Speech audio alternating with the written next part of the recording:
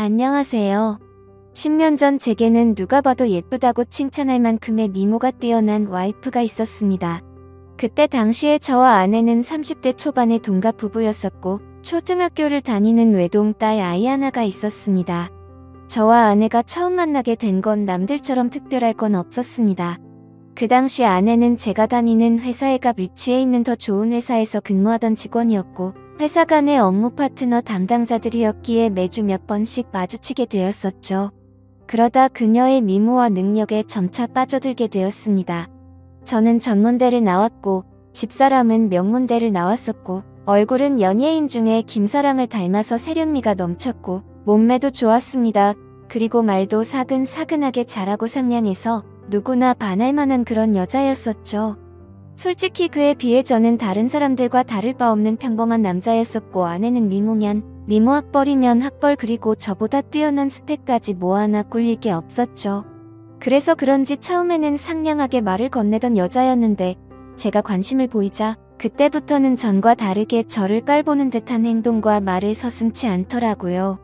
그래도 그때는 왜 그랬는지 그런 취급이 아무렇지가 않았습니다. 왜냐하면 그녀를 너무나도 사랑했었기에 그런 상처보다도 그녀를 바라보는 행복이 더 컸기 때문이었죠. 아무튼 저는 계속해서 관심을 표현하면서 선물 공세를 하기 시작했고 어느샌가 그녀도 제 마음을 알아줬는지 행동이 변하기 시작했던 시점이 있었습니다. 그런데 사실 그 행동조차도 저를 사랑해서 변했던 행동은 아니었더군요. 왜냐하면 훗날 결혼하고 나서 술을 마시다 아내가 제게 그때 있었던 사실을 술김에 말해줬기 때문입니다. 아내는 그때 당시에 같은 회사의 직원과 비밀 사내 연애를 하고 있었답니다. 그런데 갑자기 아내는 이별을 통보받았고 그 복수심에 저와 알콩달콩한 모습을 보이고 싶어서 그랬었다더군요. 그렇다면 제게 하는 행동을 그 자리에서 같이 볼 수 있었던 사람이었을 테고 누군지 짐작은 갔었습니다. 그때 같이 회의를 하던 사람은 아내의 팀장인 유부남과 여직원 1명, 그리고 남자 후배가 1명이 있었죠. 그래서 저는 당연히 후배 남자라고 생각을 했었는데 지금 생각해보니 그게 아니었던 것 같기도 합니다. 아무튼 그때 당시에는 자세한 내막을 알지 못한 저는 그녀의 관심이 행복하기만 했었고 그녀도 저와 같은 마음이라고 확신이 들어서 고백을 하였고 연애를 시작하게 되었습니다. 하지만 저 혼자만의 일방적인 마음으로 시작한 연애는 힘든 시련들이 셀 수 없이 많았습니다. 그녀는 친구들과 술을 마시거나 회식을 하는 날이면 어김없이 연락두절은 기본이었고 제가 상처를 받든 말든 남자 사람 친구와 둘이서 술을 마신다고 아무렇지 않게 말을 하더라고요. 이미 콩깍지가 제대로 씌워져서 아내의 잘못된 모습들을 모두 다 이해하고 넘어갔던 것 같습니다. 그러다 결국 제가 너무 큰 상처를 받게 되고 그녀와 이별을 선택하게 된 사연이 있습니다.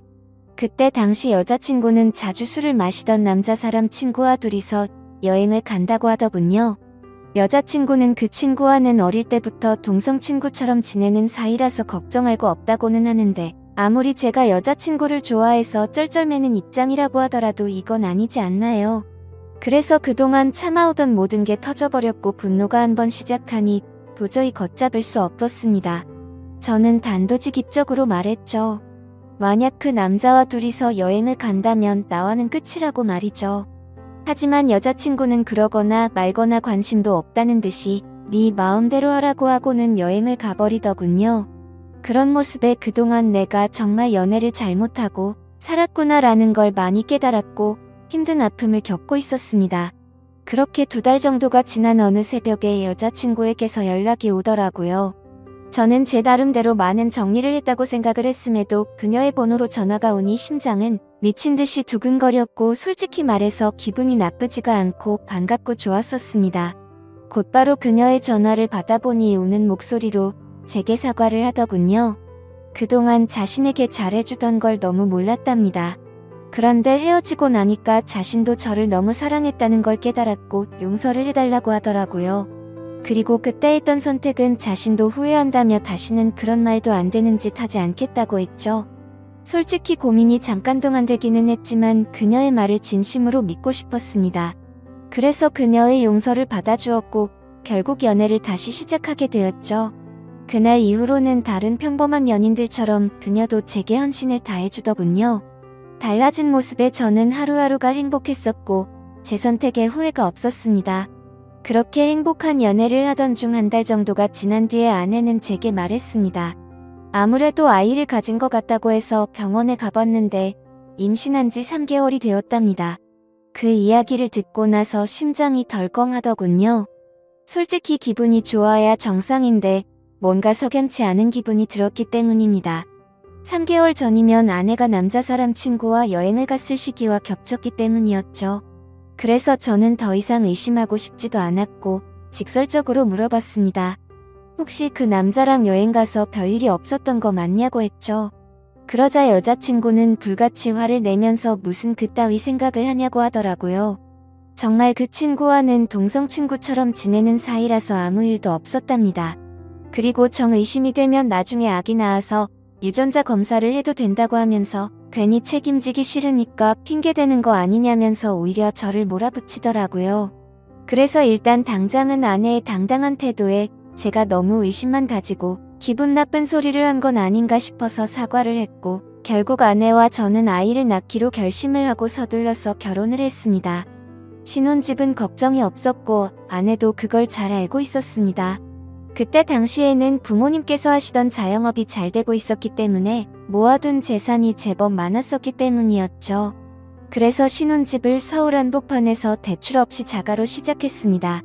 그때는 정말 남들 부러울 거 하나 없었고 진짜 세상이 모두 다 제 것만 같았습니다. 결혼을 하고 나서 집사람은 곧바로 다니던 회사를 그만두고 딸 아이를 출산하게 되었죠. 그리고 아내와의 합의하에 딸아이와 저의 유전자 검사를 해봤는데 제 친자식이 맞더라고요. 그래서 아내를 의심한 게 미안한 마음이 커서 그날 이후로 아내를 공주님처럼 모시면서 지내게 되었고 12년 동안 저희 부부는 남들 부럽지 않게 평범하고 행복하게 잘 지내고 살았습니다. 물론 그 생각은 지금 다시 생각해보면 저 혼자만의 착각이었던 것 같지만요. 아내가 연예인처럼 예쁘고 날씬하고 동네 주민들 누구에게나 상냥했었는데 이런 성격들이 어쩌면 다 불행의 시초였던 것 같습니다. 그때는 착하고 상냥한 성격이 마냥 좋다고 생각했는데 믿는 도끼에 발등 찍힌다는 말이 절실하게 생각나더군요. 아무튼 어느 날 옆집에 유명 배우처럼 생긴 데다가 근육질 몸매에 얼굴도 잘생긴 30대 정도의 이혼남이 이사를 오게 되었습니다. 아마도 그 시기부터 뭔가 모르게 평화로웠던 제 삶이 엉망진창으로 뒤엉켰던 것 같네요. 그 사람이 이사를 오고부터 복도에 담배 냄새가 많이 났었고 담배꽁초가 많이 버려져 있었습니다.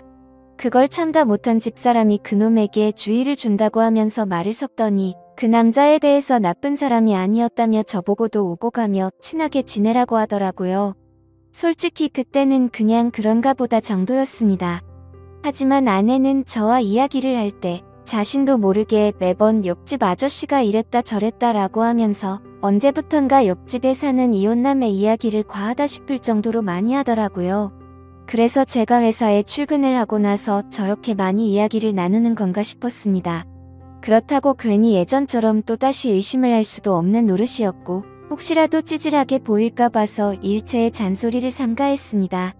결혼 전에도 딸아이가 제 아이가 아니라고 의심했던 미안함이 너무 컸었기에 사랑하는 아내를 믿을 수밖에 없다고 생각을 했고 그때까지만 해도 다른 생각은 딱히 하지 못했습니다. 하지만 날이 가면 갈수록 아내의 행동에서도 많은 부분들이 달라지는 게 느껴지기 시작했죠. 언제부터인가 제가 퇴근을 하고 집에 들어오면 집사람이 집안에서도 화장을 진하게 하고 있다던지 평소와는 다르게 집에서 입는 반바지나 치마가 과하다 싶을 정도로 많이 짧아졌습니다. 제가 고지식해서 하는 생각이 아니라 그냥 누가 봐도 민망하다 싶을 정도로 너무 많이 드러냈었죠.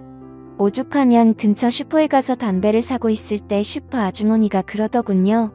아이 엄마가 너무 노출이 심하다면서 요즘 동네 아줌마들 사이에서도 말들이 많다고 하더라고요. 하지만 과거에도 아내의 미모를 시기 질투해서 가끔 그런 이야기들이 오고 간 적이 있어서 대수롭지 않게 생각했고 집에서만 지내다 보니 아내가 많이 외로워졌나? 라는 생각까지 들더라고요. 그렇게 아내를 믿으면서 평소와 다름없이 지내던 어느 날이었습니다. 외근을 다녀오고 나서 평소보다 일찍 퇴근하고 집으로 들어갔는데 아내가 샤워를 하고 있더라고요.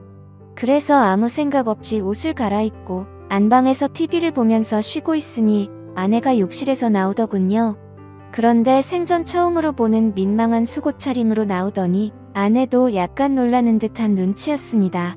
아내는 오늘 무슨 일로 일찍 들어왔냐고 하면서 놀라는데 오늘 외근 갔다가 일찍 들어왔다고 말했고 처음 보는 속옷이라고 하니까 기분 전환 겸 샀다고 하더라고요. 그래서 그냥 그런가 보다 생각은 했지만 도저히 주부의 속옷으로 보기는 힘들었습니다. 그냥 기분이 찜찜했지만 그러려니 했고 일찍 마친 김에 같이 장이나 보러 가자고 하고서 아내와 같이 외출을 하게 되었죠.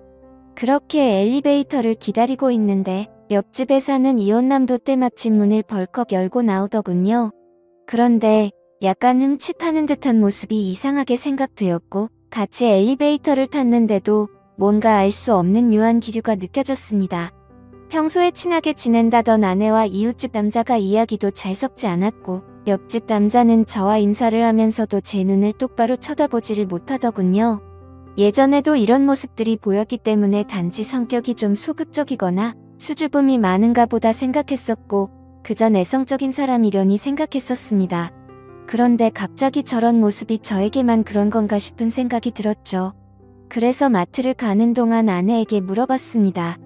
옆집 남자랑 친하다면서 왜 어색하게 인사하냐고 했더니 몇 번 마주쳤는데 보면 볼수록 사람이 착하기는 한데 뭔가 어두운 느낌에 멀리했다고 하더군요. 그러면서 아파트 반상회에서도 아주머니들 사이에서 말이 많았다며 말을 이어갔습니다. 옆집 남자가 원래는 성격도 밝고 착한 사람이었는데 전 부인이 바람을 펴서 이혼을 하고 성격이 많이 변했답니다. 그래서 옆에서 지켜보면 매일같이 술만 마셔대고 담배도 엄청나게 많이 핀다고 하더라고요. 그 말을 듣고부터는 그날 이후로 옆집 남자에 대한 궁금증이 더 생겨나서 유심히 지켜보기 시작했습니다. 술과 담배를 많이 한다는 건 잘 알 것 같은데 그런 걸 제외하고는 특별한 문제들은 없어 보이더군요. 옆집 남자는 주말이면 어김없이 교회도 빠지지 않고 혼자서 잘 나가더군요. 단정히 성경책 들고 예배 가는 모습이 인상이 깊었고 그런 모습들이 어두워 보인다거나 다른 생각은 할 수가 없었죠. 그냥 누가 보더라도 겉보기에는 정말로 절대 문제가 있는 사람 같아 보이진 않았습니다. 그리고 눈을 잘 마주치지 못할 뿐 제가 보기에는 인사도 잘해서 친절하고 예의가 바른 사람으로 보였고 제가 직접 지켜본 옆집 남자는 아내가 말했던 모습과는 전혀 달랐기에 의심이 싹트기 시작했습니다.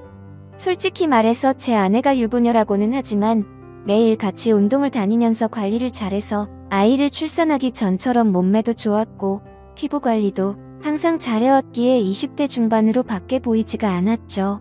그래서 길을 가다가도 남자들이 10명 중에 5명은 다시 쳐다볼 정도로 훌륭했었기에 옆집 사는 남자도 충분히 관심을 가지고서 저 몰래 들이대지 않았을까 싶었습니다.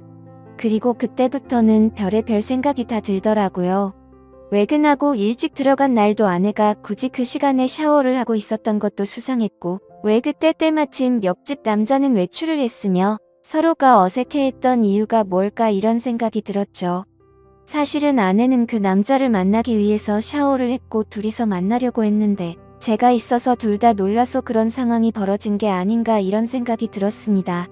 심지어 그날 마트에 다녀오고 나서도 잠들기 전 낮에 봤던 아내의 모습이 아른거려서 다가갔더니 아내는 이 핑계 저 핑계를 대면서 저를 피했던 모습이 기억났습니다. 절대 2번 다시는 아내를 의심하지 않는다고 맹세하고 지키려고 애써봤지만 의심이 싹을 트기 시작하니 걷잡을 수 없이 커져가더군요. 아내가 입고 있는 의상들도 예전에는 그러려니 했었는데 이제는 옆집 남자한테 잘 보이려고 저 따위로 입은 건가? 라는 생각이 들기 시작했고 회사에서 일을 하고 있을 때도 지금쯤 아내가 바람을 피우고 있는 건 아닌가라는 생각에 일도 제대로 손에 잡히지가 않았습니다. 하지만 뭔가 의심이 되긴 했지만 예전처럼 아무런 증거도 없이 따질 수도 없었고 솔직히 말해서 이 모든 일들이 제 추측을 뿐 결정적인 사건이 없었기에 제가 착각을 하는 거라고 위안을 삼았습니다. 심지어 일이 걷잡을 수 없이 터져버리고 나면 지금의 이 행복한 가정이 깨지지 않을까 걱정도 되더라고요. 오죽하면 만약 아내가 바람을 피운 게 맞다고 하더라도 살다 보면 집사람도 사람이니까 잠시 한눈을 팔 수도 있고 봄바람에 그러려니 하고 빨리 제자리로 돌아오기만을 바랄 정도였죠. 하지만 아무리 제 자신에게 주문을 걸듯이 편하게 생각하려고 해도 자꾸 이상한 기분은 지워지는 게 아니라 점점 더 커져갔고 더러운 기분은 머릿속을 떠나지를 않았습니다. 그래서 결국 오랜만에 만난 친구들과의 술자리에서도 제 표정이 어두워 있으니 친구들은 지표하게 제게 무슨 일인지 물어보게 되었고 너무 답답한 나머지 어쩔 수 없이 제 고민을 털어놓게 됐습니다. 그랬더니 친구들은 한참 동안 고민을 하더니 한 친구가 솔깃한 방법을 제안해 주었습니다. 집안 천장에 작은 소형 카메라를 설치하는 게 어떻겠냐고 권하더군요.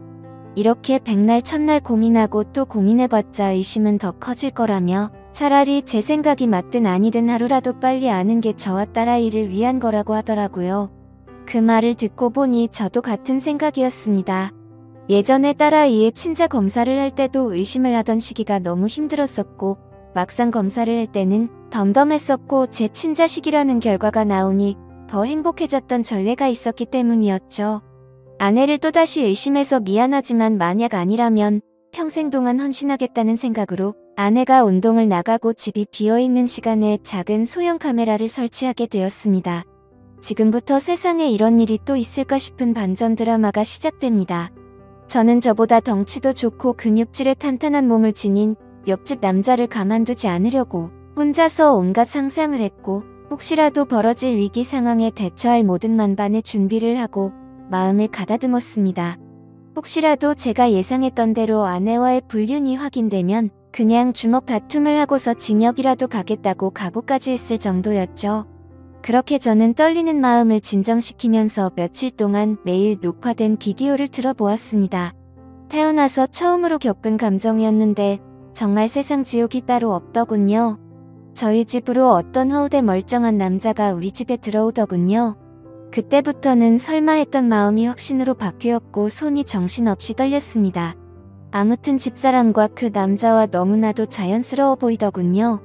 결국 최악의 상황들이 벌어졌고 제 믿음에 대한 대가는 배신으로 돌아오고 말았던 거죠.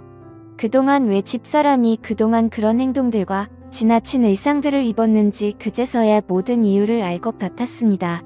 그러다가 남자가 카메라 쪽으로 뒤돌아 서게 되면서 그 정체를 알게 되었죠. 저는 당연히 옆집 남자겠거니 생각하면서 얼굴을 유심히 들여다보고 있는데 깜짝 놀라서 소리를 지를 뻔했습니다.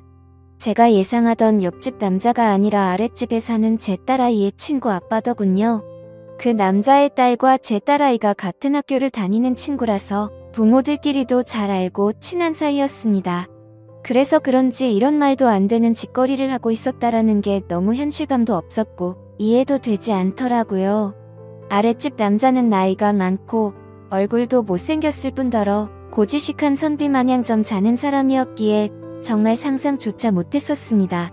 그때부터는 도저히 제정신으로 버틸 수가 없겠더군요.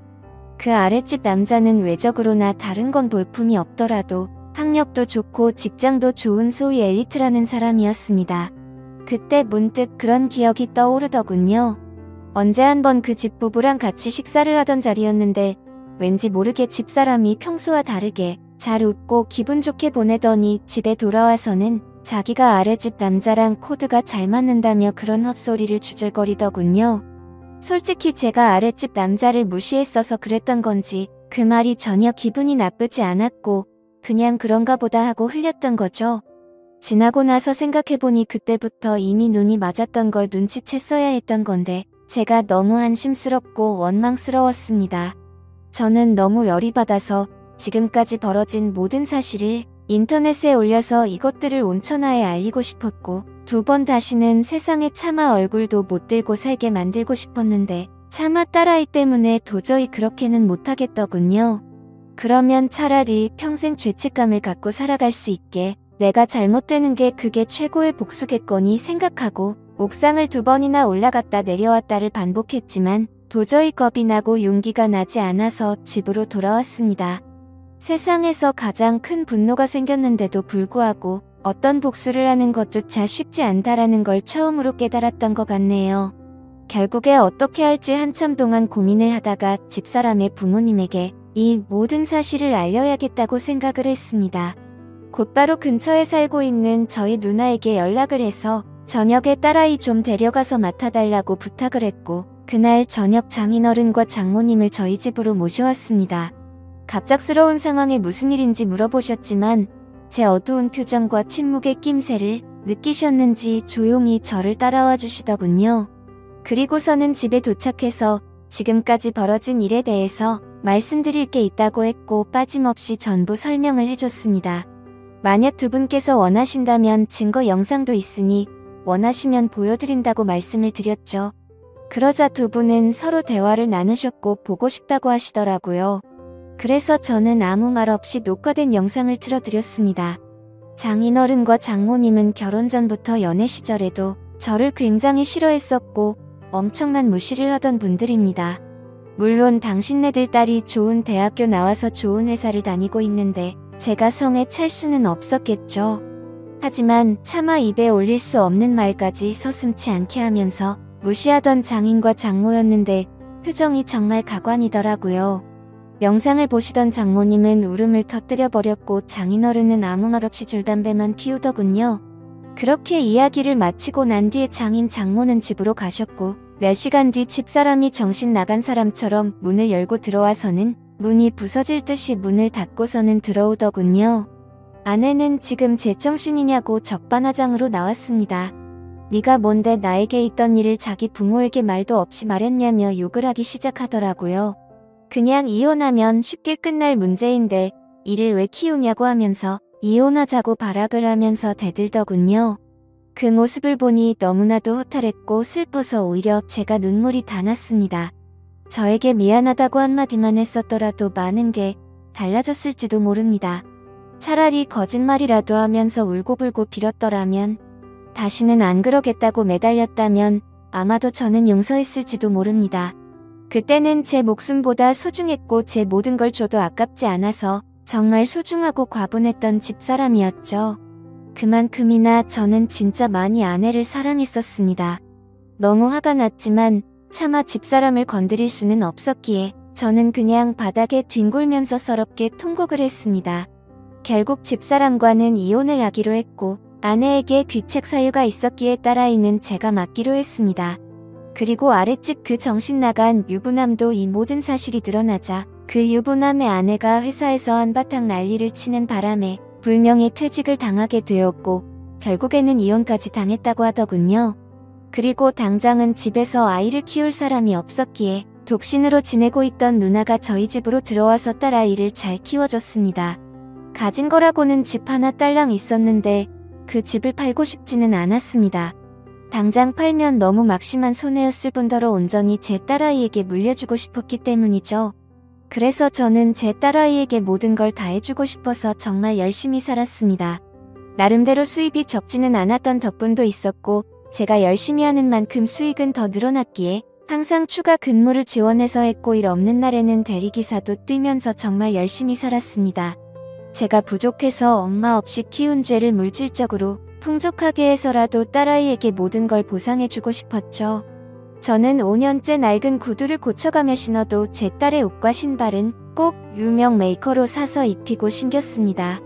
딸이 원하면 유학도 보내주고 원하는 건 다 해주고 싶었고 시집갈 때도 진짜 잘해주리라고 마음먹고 악착같이 일만 했습니다. 그래서 일주일에 5번 넘게 마시던 술도 안 마시게 되었고 담배도 끊었습니다.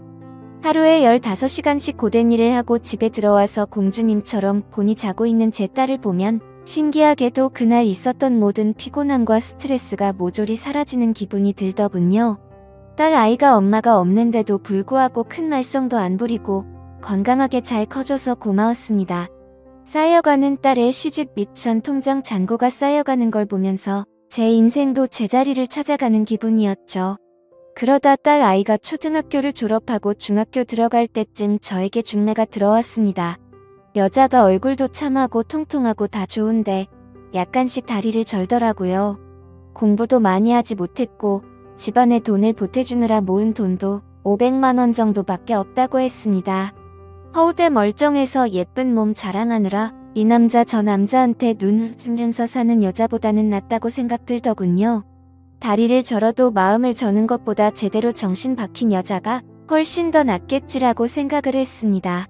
저희는 그렇게 중매로 만나서 서로가 점점 호감을 쌓아가게 되었고 결국에는 따로 식은 올리지 않고 혼인신고만 하게 됐습니다.